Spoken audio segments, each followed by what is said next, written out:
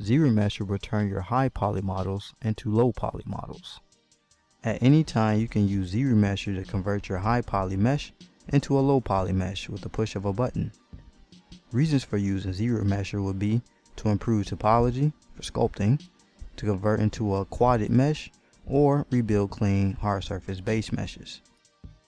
Save an image by opening the transform menu and clicking the snapshot button. Next, slide over your mesh and undo.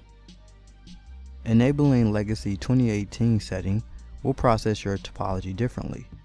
Alternatively, holding the Alt key when pressing the ZRemesher button will give you a third method of distributing your topology.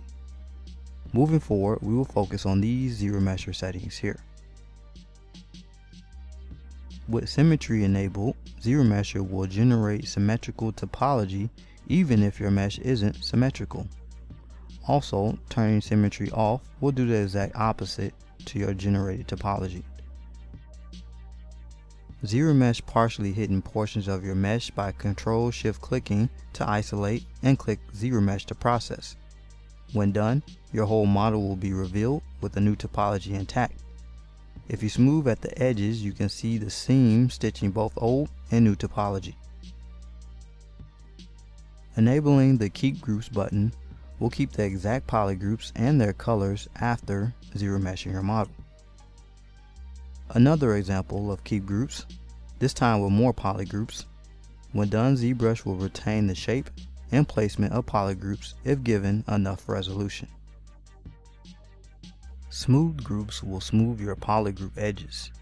By default, the slider is set to max and produces clean results.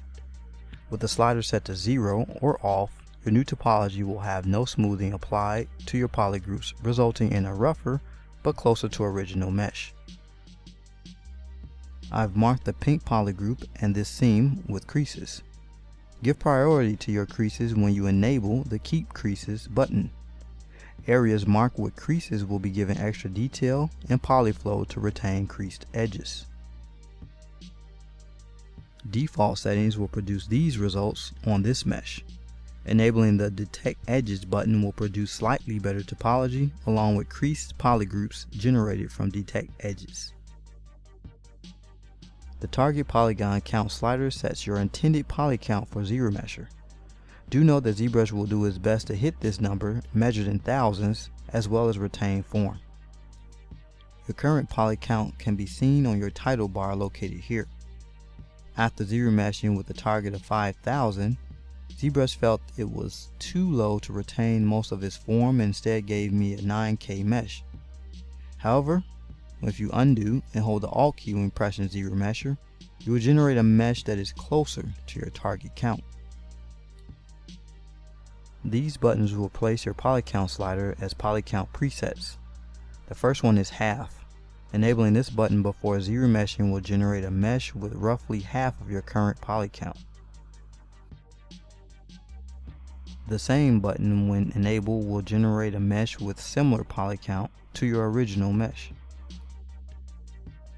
Low poly models 100,000 polys or less can use the double button to increase your poly count by 2 when ZRemeshing. The Adapt button when enabled will prioritize better topology for retaining form over your poly count target.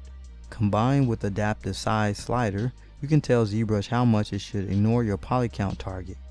Setting the slider to 100 gives ZBrush full control to generate its best guess at good topology.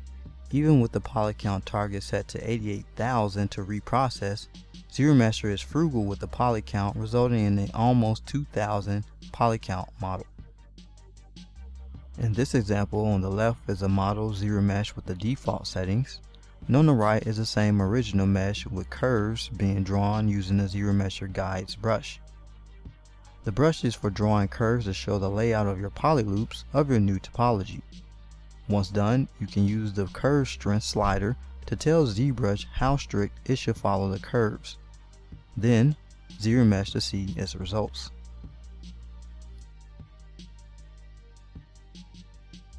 In this example, I'm drawing some wacky, unusual guidelines in order to see its results once ZRemeshed. Once done, you can tell that ZBrush will follow these curves pretty closely if given a high value on the curve's strength slider. After ZRemeshing your model, lower your smooth groove slider and ZRemesh again. Sometimes this produces slightly better topology on your model.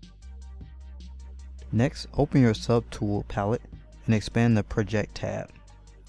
Inside is Project All and Project History. In order to use Project History, we need to go back in our Undo History and hold the Control key to click and store a history point and back again. Now click the Project History button to project your details. Subdivide your model and repeat the process of pressing the Project History button. This is how you build or rebuild your subdivision levels within ZBrush. And that wraps up ZRemesher. It is your bridge to the world of low poly editing in ZBrush. Join me in the next clip where we will cover ZModeler.